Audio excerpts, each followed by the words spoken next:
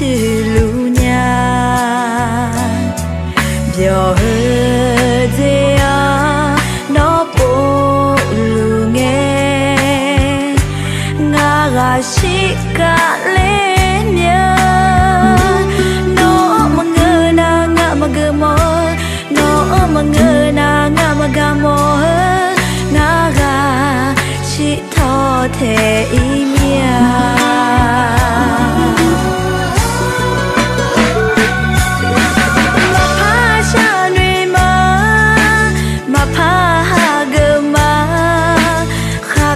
giờ già nuôi chỉ sâu ya mà đó nghe lắng hồn ní khó sẽ té nghe ngã nhỏ già lừa á độ khó sẽ ô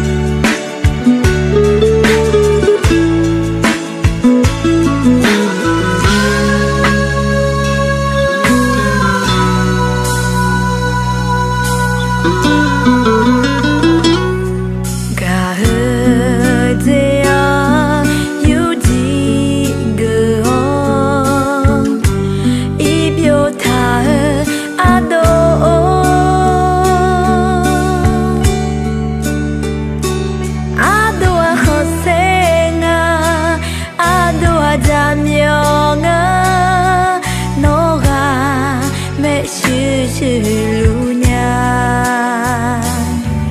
giờ dễ nó bộ lu nghe ngã gà chỉ cả lên nhớ nó mà ngơ na ngã mà gơ mơ nó mà ngơ na ngã mà gà mơ ngã gà chỉ thọ thể im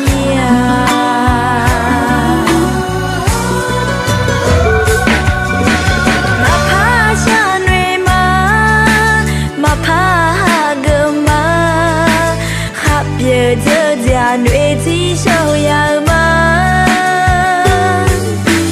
đó nghe lắng hồn ní khó sẽ té nghe ngã nhỏ già lừa